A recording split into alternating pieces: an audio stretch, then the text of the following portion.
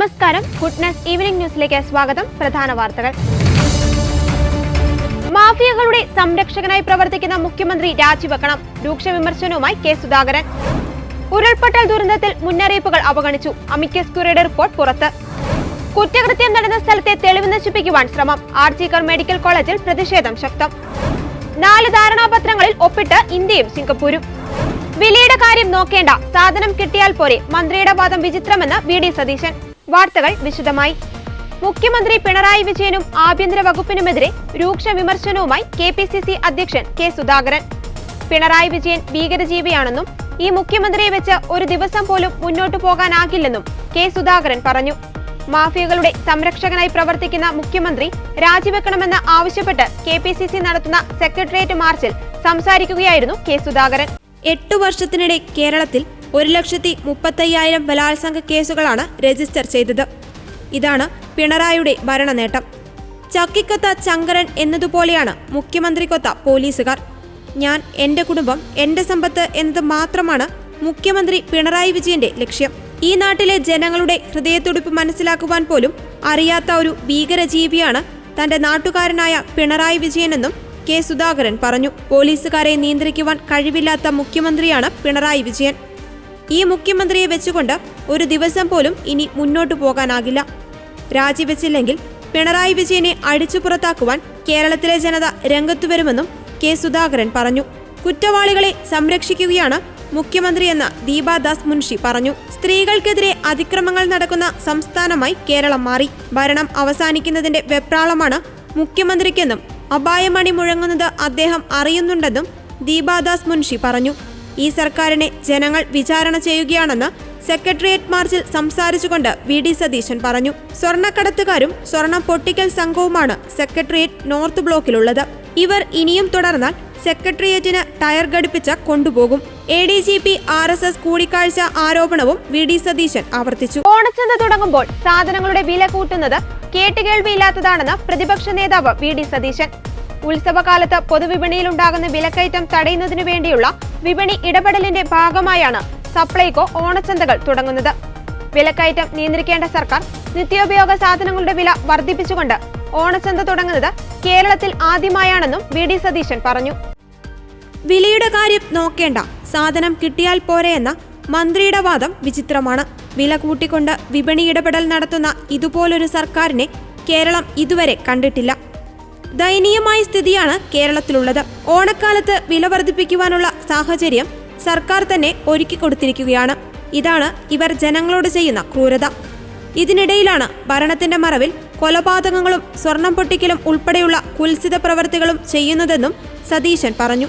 അതേസമയം മാഫിയകളുടെ സംരക്ഷകനായ മുഖ്യമന്ത്രി പിണറായി വിജയൻ രാജിവെക്കണമെന്ന് ആവശ്യപ്പെട്ട് മാർച്ച് നടത്തിയ യൂത്ത് കോൺഗ്രസ് നേതാക്കളെയും പ്രവർത്തകരെയും ക്രൂരമായാണ് പോലീസ് മർദ്ദിച്ചതെന്ന് പ്രതിപക്ഷ നേതാവ് പറഞ്ഞു.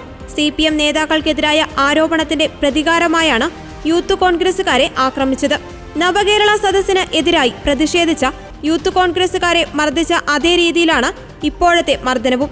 പാർട്ടിക്കാരായ പോലീസുകാരെ ഉപയോഗിച്ചാണ് പിണറായി വിജയൻ സമരങ്ങളെ നേരിടുന്നത്. സമരങ്ങളെ അടിച്ചമർത്തുവാൻ പറ്റില്ലെന്ന് നവകേരള സദസ്സിൽ സർക്കാർ മനസ്സിലാക്കിയതാണ്. കേരളത്തിലെ ജനം സമരം ചെയ്യുന്നവർക്കൊപ്പമായിരുന്നു. സമരം ചെയ്യുന്നവരെ അടിച്ചമർത്തി മുന്നോട്ടു പോകാമെന്നാണ് കരുതുന്നതെങ്കിൽ കേരളം മുഴുവൻ ആളിപ്പടരുന്ന സമരപരമ്പരകൾ ഉണ്ടാകുമെന്ന് മുഖ്യമന്ത്രിയെ ഓർമ്മപ്പെടുത്തുകയാണെന്നും സതീശൻ കൂട്ടിച്ചേർത്തു. ഡിജിറ്റൽ സാങ്കേതിക വിദ്യ, നൈപുണ്യ വികസനം, വിദ്യാഭ്യാസം, ആരോഗ്യ സംരക്ഷണം തുടങ്ങിയ മേഖലകളിൽ മികച്ച സഹകരണം ഉറപ്പാക്കുന്ന ധാരണാപത്രങ്ങളിൽ ഒപ്പിട്ട് ഇന്ത്യയും സിംഗപ്പൂരും. പ്രധാനമന്ത്രി നരേന്ദ്രമോദിയുടെ 5ാം സിംഗപ്പൂർ സന്ദർശനത്തിനിടെയാണ് പ്രധാനപ്പെട്ട മേഖലകളിൽ ഇരു രാജ്യങ്ങളും തമ്മിലുള്ള ധാരണാപത്രങ്ങൾ കൈമാറിയത്. ബ്രൂണയിലെ സന്ദർശനത്തിന് ശേഷം സിംഗപ്പൂരിലെത്തിയ പ്രധാനമന്ത്രി നരേന്ദ്രമോദിക്ക് മികച്ച സ്വീകരണമാണ് സിംഗപ്പൂരിലെ ഇന്ത്യൻ സമൂഹം ഒരുക്കിയത്. സിംഗപ്പൂർ പ്രധാനമന്ത്രി ലോറൻസ് വോങ് ഒരുക്കിയ അത്താഴ വിരുന്നിലും മോദി പങ്കെടുത്തിരുന്നു. ഇതിനുശേഷമാണ് ഇരു രാജ്യങ്ങളും തമ്മിലുള്ള ഔദ്യോഗിക ചർച്ചകൾ ആരംഭിച്ചത്.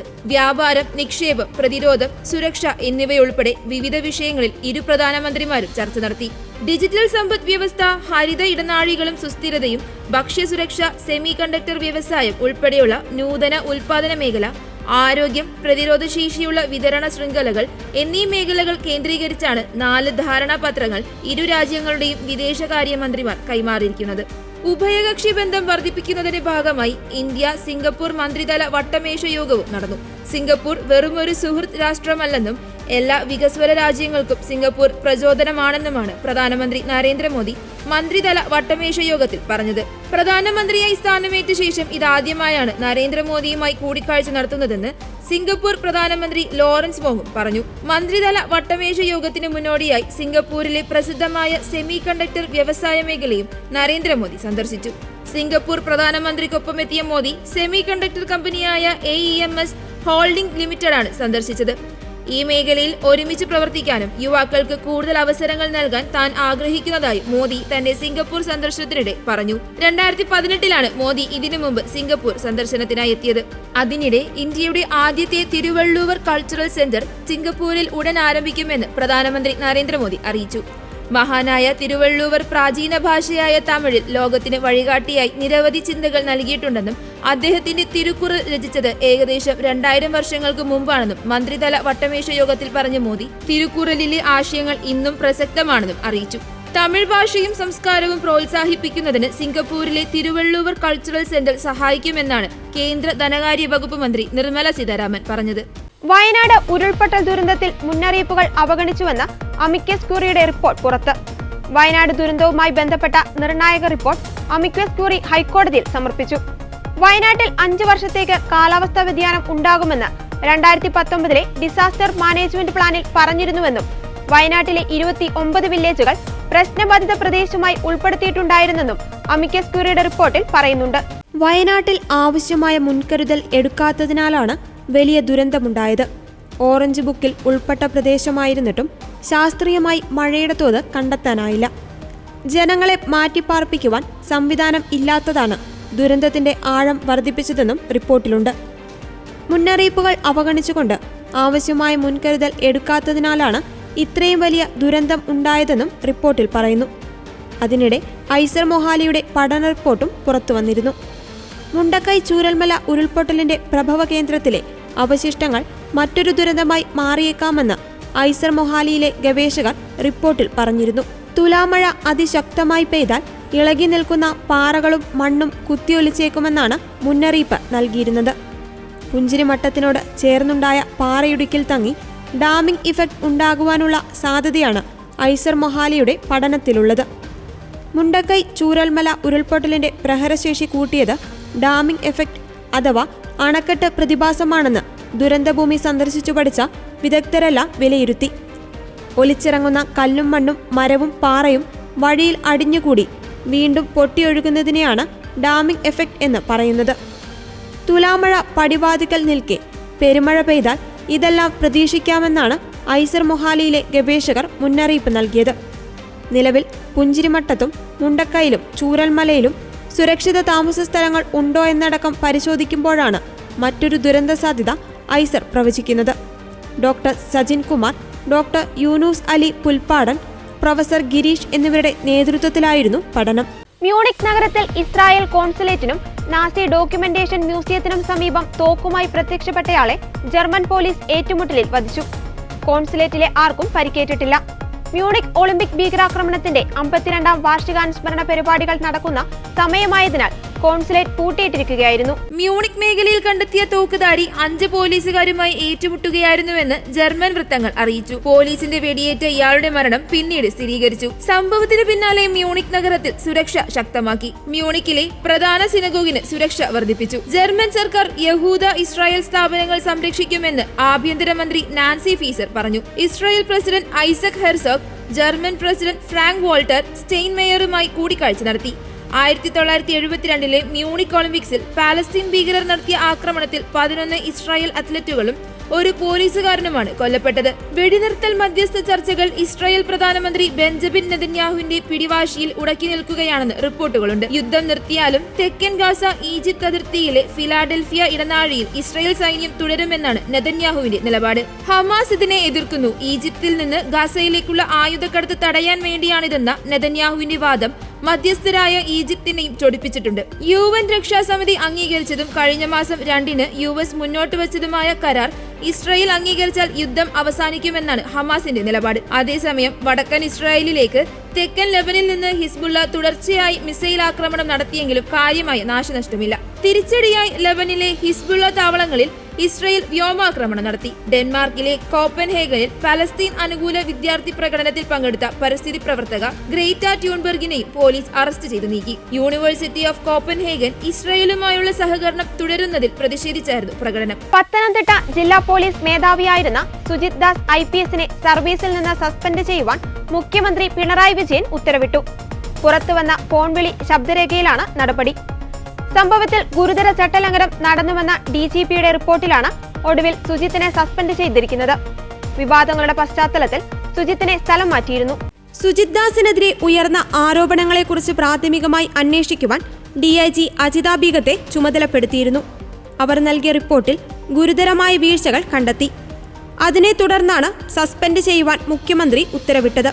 മലപ്പുറത്ത് പോലീസ് ക്വാർട്ടേഴ്സിലെ മരം മുറിക്കേസൊതുക്കുവാൻ ഫോണിൽ വിളിച്ച് സ്വാധീനിക്കുവാൻ ശ്രമിച്ച പത്തനംതിട്ട SP സുജിത് ദാസിനെ സസ്പെൻഡ് ചെയ്യാത്തതിനെതിരെ വ്യാപക വിമർശനം ഉയർന്നിരുന്നു. നടപടി സ്ഥലം മാറ്റത്തിൽ ഒതുക്കിയെന്നായിരുന്നു വിമർശനം. പിന്നാലെ പത്തനംതിട്ട SP സ്ഥാനത്ത് VG വിനോദ് കുമാറിനെ നിയമിച്ച് സർക്കാർ ഉത്തരവിറക്കിയിരുന്നു.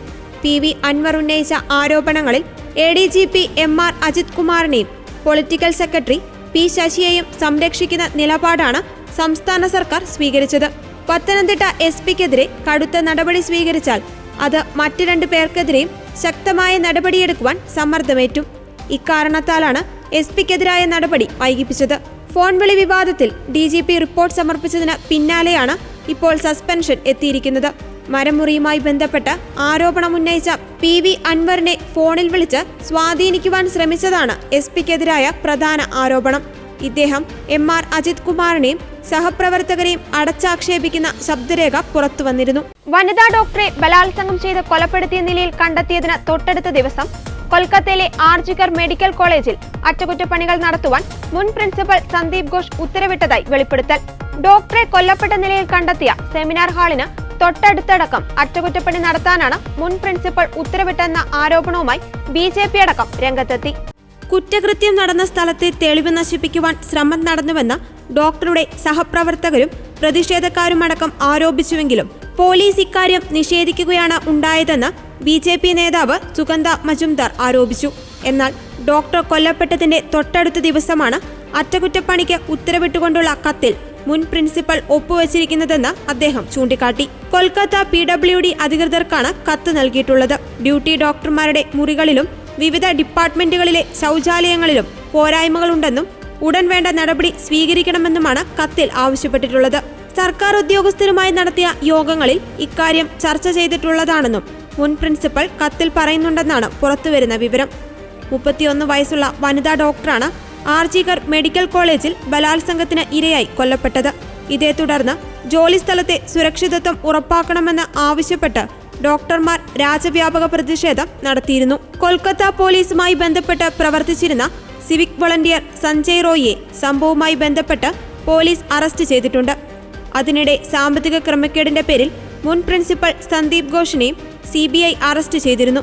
അതിനിടെ സെമിനാർ ഹാളിൽ നവീകരണ പ്രവർത്തനങ്ങൾ നടക്കുന്നതായി ആരോപണം ഉയരുകയും വീഡിയോ അടക്കം പുറത്തുവരികയും ചെയ്തിരുന്നു. എന്നാൽ ഡോക്ടറുടെ മൃതദേഹം കണ്ടെത്തിയ സെമിനാർ ഹാളിലല്ല നവീകരണ പ്രവർത്തനങ്ങൾ നടക്കുന്നതെന്ന് വിശദീകരിച്ച അധികൃതർ പിന്നീട് പ്രവർത്തനങ്ങൾ നിർത്തിവെക്കുകയായിരുന്നു. കേരളത്തെ ആധുനിക ഹെൽത്ത് കെയർ ഹബ്ബാക്കി മാറ്റുകയെന്നതാണ് ലക്ഷ്യമെന്ന് മുഖ്യമന്ത്രി പിണറായി വിജയൻ. ഗവേഷണത്തിന്റെയും വികസനത്തിന്റെയും പാതയിൽ ഫലപ്രദമായ മാർഗനിർദ്ദേശങ്ങൾ നൽകാൻ ലോകാരോഗ്യ സംഘടനയ്ക്ക് കഴിയുമെന്ന് ഉറപ്പുണ്ട്. അതിലൂടെ ആരോഗ്യരംഗത്തെ കേരള മോഡലിന് ലോകത്ത് കൂടുതൽ സംഭാവനകൾ നൽകാനാകും. നിപ്പ, COVID-19 തുടങ്ങിയവയെ പ്രതിരോധിക്കുന്നതിൽ കേരളത്തിന് ലോകാരോഗ്യ സംഘടനയുടെ സാങ്കേതിക സഹായം ലഭിച്ചുവെന്നത് ശ്രദ്ധേയമാണ്. പ്രളയാനന്തര പകർച്ചവ്യാധികൾ, ജീവിതശൈലീ രോഗങ്ങൾ, ക്ഷയരോഗം എന്നിവയുടെ പ്രതിരോധത്തിലും ലോകാരോഗ്യ സംഘടനയുടെ മാർഗനിർദ്ദേശങ്ങൾ ലഭിക്കുന്നുണ്ടെന്നും മുഖ്യമന്ത്രി പറഞ്ഞു. കേരളത്തിലെ ക്ഷയരോഗ ചികിത്സയുടെ നാൾവഴികൾ ഉൾക്കൊള്ളിച്ച് തയ്യാറാക്കിയ a path to wellness Kerala's battle against TB എന്ന ഡോക്യുമെന്റ് പ്രകാശനം ചെയ്ത് സംസാരിക്കുകയായിരുന്നു മുഖ്യമന്ത്രി. സംസ്ഥാനത്ത് ക്ഷയരോഗ നിവാരണത്തിനുള്ള ആക്ഷൻ പ്ലാനിന്റെ 2ാം ഭാഗം പുറത്തിറക്കുന്നതിന് മുന്നോടിയായുള്ള ലഘുലേഖയും മുഖ്യമന്ത്രി പ്രകാശനം ചെയ്തു. ക്ഷയരോഗത്തെക്കുറിച്ചുള്ള ചർച്ചകൾ പൊതുസമൂഹത്തിൽ ഇപ്പോൾ അധികം ഉണ്ടാകാറില്ല. കാരണം പൊതുവെ നിർമ്മാർജ്ജനം ചെയ്യപ്പെട്ട ഒരു രോഗമായാണ് അതിനെ കണക്കാക്കുന്നത്. എന്നാൽ ലോകത്താകെയുള്ള കണക്കുകൾ പരിശോധിച്ചാൽ അതല്ല സ്ഥിതി. ഇന്നും ലോകത്ത് ഏറ്റവും അധികം ആളുകളുടെ മരണത്തിന് കാരണമാകുന്ന പകർച്ചവ്യാധിയാണ് ക്ഷയരോഗം. ക്ഷയരോഗ നിർമ്മാർജ്ജനവുമായി ബന്ധപ്പെട്ട പ്രവർത്തനങ്ങളിൽ ശ്രദ്ധേയമായ ഇടപെടലുകൾ നടത്തുവാൻ കേരളത്തിന് കഴിഞ്ഞു. കഴിഞ്ഞ 6 വർഷത്തെ പ്രവർത്തനം കൊണ്ടുതന്നെ സംസ്ഥാനത്തെ ക്ഷയരോഗ വ്യാപനം 40% കുറയ്ക്കുവാൻ കഴിഞ്ഞതായി അദ്ദേഹം പറഞ്ഞു. Indian council of medical research നടത്തിയ ദേശീയ ക്ഷയരോഗ സർവേയിൽ രാജ്യത്ത് ക്ഷയരോഗ വ്യാപനം ഏറ്റവും കുറവുള്ള സംസ്ഥാനം കേരളമാണെന്ന് കണ്ടെത്തിയിട്ടുണ്ട്. കേരളത്തിൽ ഓരോ 1,00,000 പേരിലും 70 പേരെയാണ് ക്ഷയരോഗം ബാധിക്കുന്നത്. നമ്മുടെ രാജ്യത്താകെ 1,199,000 ലോകത്താകെ 1,133,000 ആളുകളെയുമാണ് ക്ഷയരോഗം ബാധിക്കുന്നത്. കേരളത്തിൽ 1,00,000-7, ഇന്ത്യയിൽ 34, ലോകത്ത് 18 ആളുകളുമാണ് ക്ഷയരോഗം മൂലം മരണപ്പെടുന്നത്. കുറഞ്ഞ ശിശുമരണ നിരക്കിലെന്ന പോലെ കുറഞ്ഞ ക്ഷയരോഗ മരണനിരക്കിലും കേരളം ലോകത്തിന് മാതൃകയാവുന്നു. 2023 കേന്ദ്ര സർക്കാർ കേരളത്തിലെ 60 പഞ്ചായത്തുകളെ ക്ഷയരോഗമുക്തമായി പ്രഖ്യാപിച്ചിരുന്നു. ഇനിയും ഇക്കാര്യത്തിൽ വലിയ ശ്രദ്ധ ചെലുത്തേണ്ടതുണ്ട്. ശേഷിക്കുന്ന പഞ്ചായത്തുകളിൽ ടാസ്ക് ഫോഴ്സ് രൂപീകരിക്കുന്നതിനും കൂടുതൽ പഞ്ചായത്തുകളെ ക്ഷയരോഗ വിമുക്തമാക്കുന്നതിനുമുള്ള പ്രവർത്തനങ്ങൾ ഏറ്റെടുക്കണമെന്ന് മുഖ്യമന്ത്രി പറഞ്ഞു. TB നിർമ്മാർജ്ജനത്തിൽ ലോകാരോഗ്യ സംഘടന നൽകുന്ന പിന്തുണ വളരെ വലുതാണെന്ന് ചടങ്ങിൽ അധ്യക്ഷത വഹിച്ച ആരോഗ്യവകുപ്പ് മന്ത്രി വീണ ജോർജ് പറഞ്ഞു. രാജ്യത്ത് ഏറ്റവും കുറവ് TB റിപ്പോർട്ട് ചെയ്ത സംസ്ഥാനമാണ് കേരളം. 2015 അപേക്ഷിച്ച് ക്ഷയരോഗബാധിതരുടെ എണ്ണത്തിൽ 40%-ലധികം കുറവുണ്ടായി. ഇതിലൂടെ 2022 ദേശീയ തലത്തിൽ വെള്ളി മെഡൽ ലഭിക്കുകയും ചെയ്തു. സ്വകാര്യ മേഖലയിൽ ദേശീയ ക്ഷയരോഗ നിവാരണ പ്രവർത്തനങ്ങൾ ഏറ്റവും മികച്ച രീതിയിൽ ഏകോപിപ്പിച്ചതിനും പുരസ്കാരം ലഭിച്ചിരുന്നെന്ന് മന്ത്രി പറഞ്ഞു. നടൻ നിവിൻ പോളിക്കെതിരെ യുവതി നൽകിയ മൊഴിയിൽ പൊരുത്തക്കേടുകൾ ഉള്ളതിനാൽ വിശദമായ അന്വേഷണത്തിനൊരുങ്ങി പോലീസ്. ദുബായിലെ ഹോട്ടലിൽ വെച്ച് 2023 നവംബർ, ഡിസംബർ മാസങ്ങളിൽ പീഡിപ്പിച്ചെന്നായിരുന്നു ആദ്യ പരാതി. ഈ മാസങ്ങളിൽ യുവതി കേരളത്തിലായിരുന്നുവെന്നാണ് പോലീസിന് ലഭിച്ച വിവരം. ഇതിൽ വ്യക്തത വരുത്താൻ യാത്രാരേഖകൾ പരിശോധിക്കും. ഹോട്ടൽ അധികൃതരിൽ നിന്നും വിവരം ശേഖരിക്കും. 2021 ശേഷം നിവിൻ ഈ ഹോട്ടലിൽ താമസിച്ചിട്ടില്ലെന്നും പോലീസ് സ്ഥിരീകരിച്ചതായാണ് ലഭിക്കുന്ന വിവരം. യുവതിയുടെ ആദ്യ പരാതി ലഭിച്ചപ്പോൾ പോലീസ് അന്വേഷണം നടത്തി ആരോപണങ്ങളിൽ കഴമ്പില്ലെന്ന് കണ്ടെത്തിയതാണ്. നിവിൻ പോളിയടക്കം 6 പേർക്കെതിരെയാണ് ഊന്നുകൽ പോലീസ് കേസെടുത്തത്. നിവിൻ 6ാം പ്രതിയാണ്. കോട്ടയം സ്വദേശി ശ്രേയ, സിനിമാ നിർമ്മാതാവ് തൃശൂർ സ്വദേശി AK സുനിൽ, എറണാകുളം സ്വദേശികളായ ബിനു, ബഷീർ, കുട്ടൻ എന്നിവരാണ് മറ്റു പ്രതികൾ. കഴിഞ്ഞ നവംബറിൽ യൂറോപ്പിൽ കെയർ ഗീവറായി ജോലി വാഗ്ദാനം ചെയ്തു. ഇത് നടക്കാതായപ്പോൾ സിനിമാക്കാരുമായി ബന്ധമുണ്ടെന്നും സിനിമയിൽ അവസരം നൽകാമെന്നും പറഞ്ഞ് ശ്രേയ ദുബായിലെത്തിച്ചെന്നും അവിടെ ഹോട്ടൽ മുറിയിൽ മറ്റു പ്രതികൾ പീഡിപ്പിച്ചെന്നുമാണ് യുവതിയുടെ മൊഴി. പീഡനം, സ്ത്രീത്വത്തെ അപമാനിക്കൽ എന്നീ വകുപ്പുകൾ പ്രകാരമാണ് കേസ്. ഇതേ സംഘം സമൂഹ മാധ്യമങ്ങളിലൂടെ അപമാനിച്ചെന്ന് കാട്ടി 1 മാസം മുമ്പ് യുവതി ഊന്നുകൽ പോലീസ് സ്റ്റേഷനിൽ പരാതി നൽകിയിരുന്നു. പക്ഷേ കേസെടുത്തിരുന്നില്ല. ഹേമ കമ്മിറ്റി റിപ്പോർട്ടിനെ തുടർന്ന് രൂപീകരിച്ച പ്രത്യേക അന്വേഷണ സംഘത്തിന് നൽകിയ പീഡന പരാതിയെ തുടർന്നാണ് ഇപ്പോഴത്തെ നടപടി. പീഡനാരോപണം ശുദ്ധ നുണയാണെന്നും അങ്ങനെയൊരു പെൺകുട്ടിയെ കണ്ടിട്ടോ സംസാരിച്ചിട്ടോ ഇല്ലെന്നും നിവിൻ പോളി വ്യക്തമാക്കിയിരുന്നു. സിദ്ധരാമയ്യയുടെ മുഖ്യമന്ത്രി കസേരയ്ക്ക് തന്നെ ഭീഷണിയായ മുഡ കുംഭകോണ കേസിന് പിന്നാലെ കർണാടകയിൽ പുതിയ വിവാദം. BS യെഡിയൂരപ്പ മുഖ്യമന്ത്രിയായിരുന്ന കാലത്ത് കോവിഡ് ഫണ്ട് വ്യാപകമായി ദുരുപയോഗം ചെയ്യപ്പെട്ടു എന്നാണ് റിപ്പോർട്ടുകൾ. ജസ്റ്റിസ് ജോൺ മൈക്കിൾ ഡിക്കുഞ്ഞ തയ്യാറാക്കിയ അന്വേഷണ റിപ്പോർട്ടിലാണ് ഇക്കാര്യമുള്ളത്. ഇതുകൂടാതെ യെഡിയൂരപ്പ മുഖ്യമന്ത്രിയായിരുന്ന കാലത്തെ പല ഫയലുകളും കാണാനില്ലെന്നും റിപ്പോർട്ടിൽ പറയുന്നു. റിപ്പോർട്ടിലുള്ള വിവരങ്ങൾ ഗൗരവകരമാണെന്ന് മുഖ്യമന്ത്രി സിദ്ധരാമയ്യ പ്രതികരിച്ചു. മുഡ കുംഭകോണം, മഹർഷി വാൽമീകി ST കോർപ്പറേഷൻ ഫണ്ട് തിരിമറിയടക്കം ഉയർത്തി സർക്കാരിനെതിരെ BJP പ്രക്ഷോഭം അഴിച്ചുവിടുമ്പോൾ ജസ്റ്റിസ് ഡിക്കുഞ്ഞ റിപ്പോർട്ട് BJPക്കെതിരെ ആയുധമാക്കുകയാണ് കോൺഗ്രസ്. ഇക്കഴിഞ്ഞ ശനിയാഴ്ചയാണ് ജസ്റ്റിസ് ജോൺ മൈക്കിൾ ഡിക്കുഞ്ഞ അന്വേഷണ റിപ്പോർട്ട് സർക്കാരിന് സമർപ്പിച്ചത്. രാജ്യത്ത് കോവിഡ് പടർന്നു പിടിച്ച കാലത്ത് കർണാടകയിൽ മുഖ്യമന്ത്രി സ്ഥാനത്തുണ്ടായിരുന്നത് BS യെഡിയൂരപ്പയാണ്. കോവിഡ് കാലത്ത് സംസ്ഥാനത്ത് വിനിയോഗിച്ചത് 13,000 കോടി രൂപയാണ്. ഇതിൽ 1,000-ഓളം കോടി രൂപയിൽ തിരിമറി നടന്നതായാണ് ജസ്റ്റിസ് ജോൺ മൈക്കിളിന്റെ അന്വേഷണ റിപ്പോർട്ടിലുള്ളത്. ഇതേപ്പറ്റി ഔദ്യോഗിക രേഖകളിലൊന്നും രേഖപ്പെടുത്തിയിട്ടുമില്ല. കോവിഡ് കാലത്ത് മരുന്നുകളും ചികിത്സാ ഉപകരണങ്ങളും വാങ്ങിയതിലും ആശുപത്രിയിൽ ഓക്സിജൻ ലഭ്യമാക്കിയതിലും ക്രമക്കേട് നടന്നതായാണ് ആരോപണം. നിലവിലെ ചിക്കബല്ലാപുര MP ഡോക്ടർ കെ സുധാകരനായിരുന്നു അന്നത്തെ ആരോഗ്യമന്ത്രി. 2023 ഓഗസ്റ്റിലാണ് റിട്ടയർഡ് ഹൈക്കോടതി ജഡ്ജി ജസ്റ്റിസ് ജോൺ മൈക്കൽ ഡിക്കുഞ്ഞെ അന്വേഷണ കമ്മീഷനായി നിയോഗിച്ചത്. കമ്മീഷന്റെ കാലാവധി അവസാനിപ്പിച്ചതിനെ തുടർന്ന് 6 മാസത്തേക്ക് കാലാവധി സർക്കാർ നീട്ടി നൽകിയിരുന്നു. 6 മാസത്തിനുള്ളിൽ റിപ്പോർട്ട് പൂർത്തിയാക്കിയ ശേഷം വരുന്ന പാർലമെന്റ് സമ്മേളനത്തിന് മുന്നോടിയായി സമർപ്പിക്കുവാൻ കഴിയുമെന്നാണ് സർക്കാർ കരുതുന്നത്. ഇതോടെ ഗുഡ്നസ് ഈവനിംഗ് ന്യൂസ് ഇവിടെ പൂർണ്ണമാകുന്നു. കൂടുതൽ വാർത്താ അപ്ഡേറ്റുകൾക്കായി ഗുഡ്നസ് ന്യൂസ് ചാനൽ സന്ദർശിക്കുക. നന്ദി.